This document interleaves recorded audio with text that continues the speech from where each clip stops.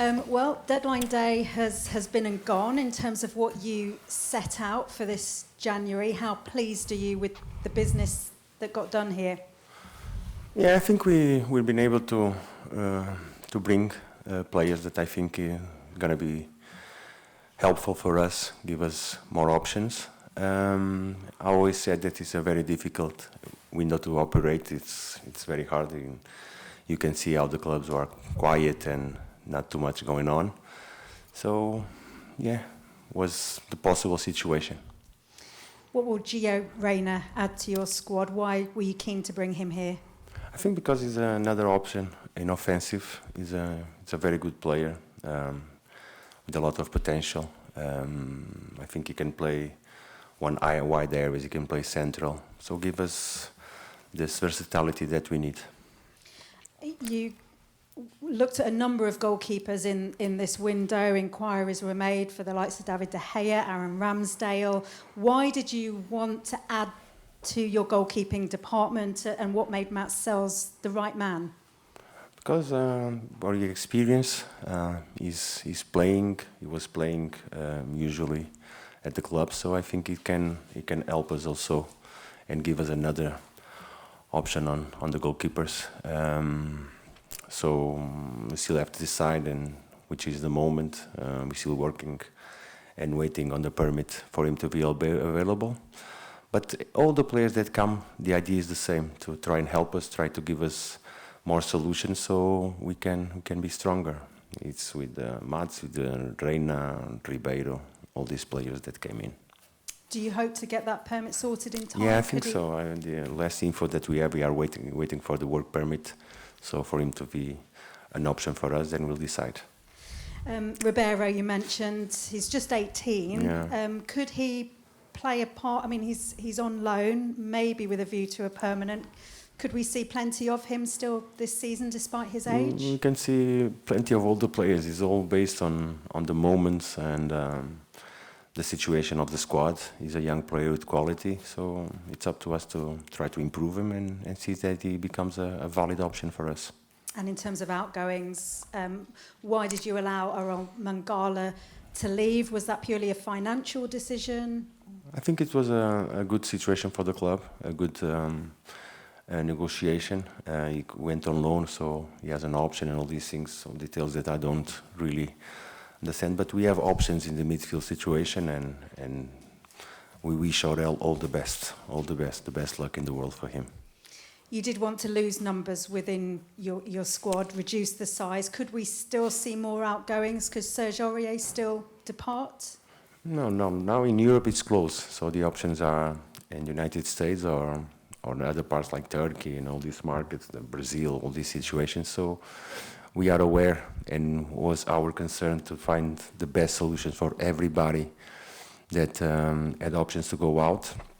And we wait and see how things end. But we've been able to reduce the numbers. At the same time, I think we rebalanced the squad in terms of offensive options. And how is your squad looking heading into this weekend? Do you have any fresh injuries or returning players from AFCON? We have problems, always problems. What are the problems? Can you tell us? Let's wait and see. Let's wait. But it's always players that... it was a very hard period of games before, based on the same players always. We not being able to rotate or rest anyone, so it's normal that now some issues come along.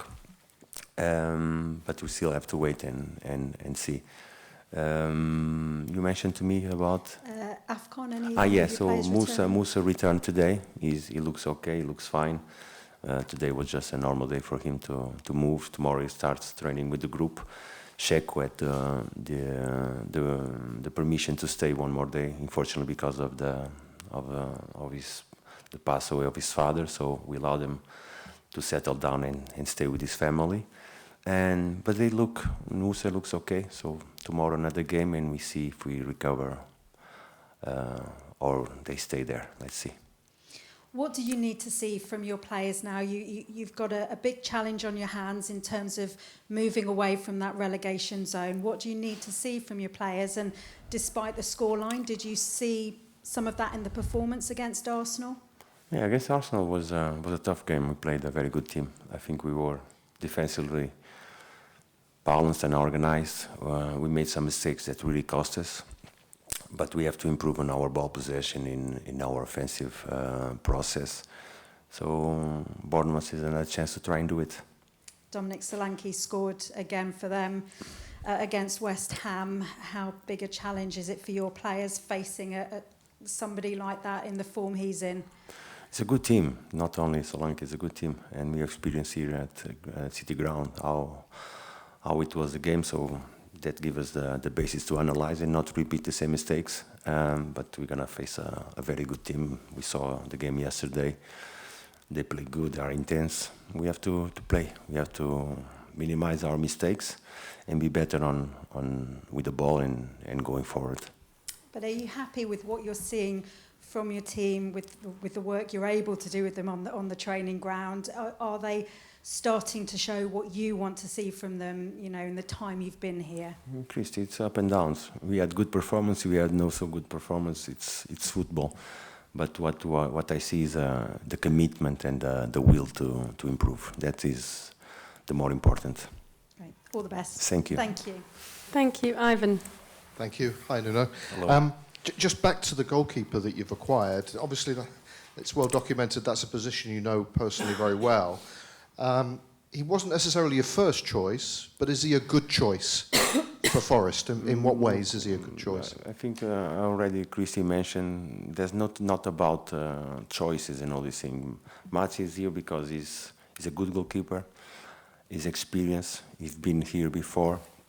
And he's playing regularly and gives another option. So it's up to us then to decide which is the moment. But like I said, I think it was the previous press conference, 1,000 names came out.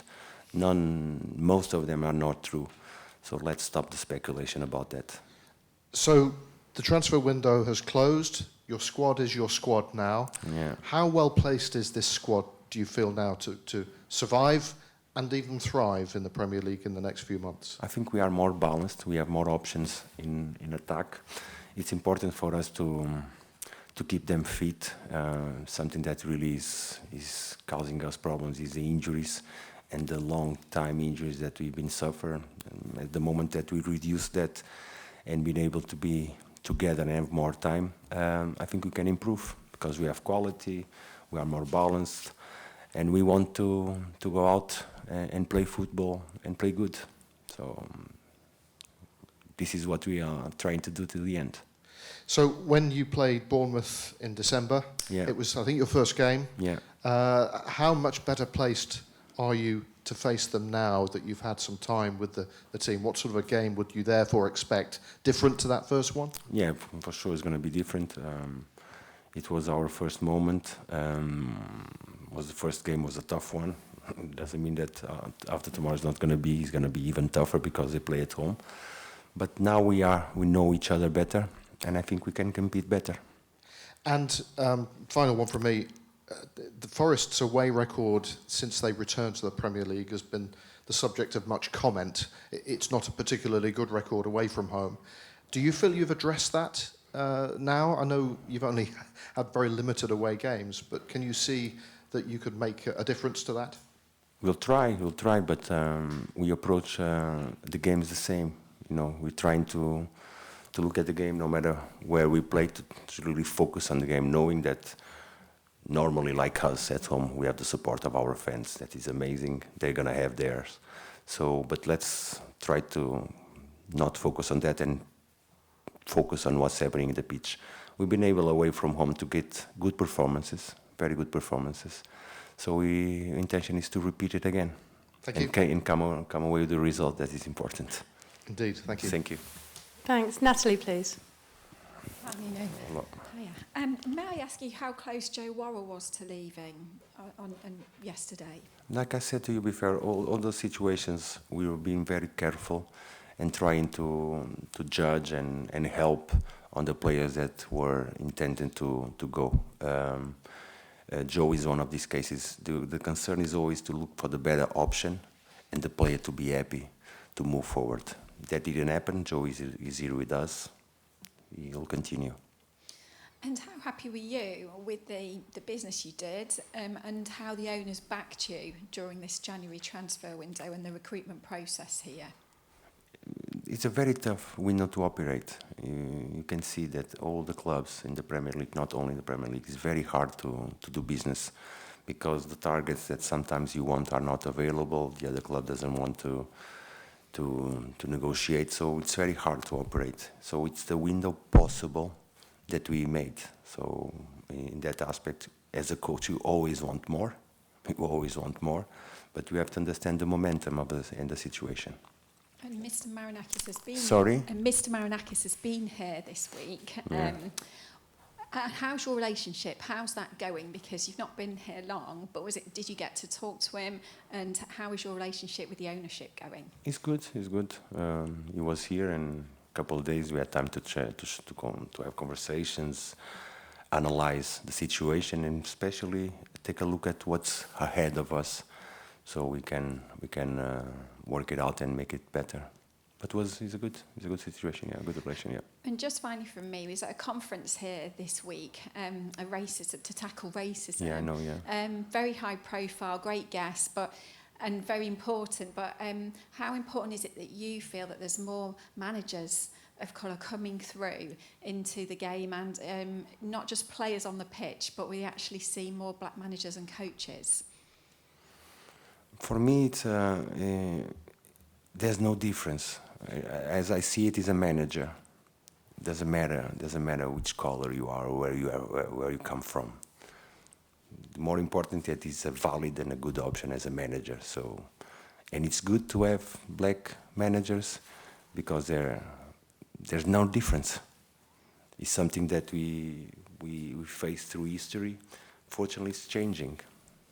And I hope it continues to change until that moment that you don't have to speak even about that. That will be the best outcome, when we don't even mention it. Great. Thank you. Thank you. Thanks, Natalie. Jake. Hi, Nuno. Just one from me. Given the results that happened midweek, it's really closed things down at the bottom of the table. Does it put added pressure on yourself and the players to get a result this weekend at Bournemouth? It's always pressure. What we are trying to abstract ourselves from the table and focus on the job. The table is not what guides us. It's not because being where we are that we have to win. We always have to win and produce results and performance. And that's the best way. No pressure on that point. The pressure is by the game themselves and the need to improve as a team. This is what makes us pressure and has to give us the commitment and the rush to do it as soon as possible. And with that, from a head coach... It's a second, I said one. No, just one follow-up. And from a head coach's point of view, how do you keep yourselves and the players focused on just the task at hand without a wandering eye to the table? Is it hard to keep the players from looking at the table? No, I don't think it's hard because it's how we think. There's so much noise going around in these moments in football, around all the clubs, around us particularly, all the issues, that we have to ignore the noise, ignore it and focus on your task.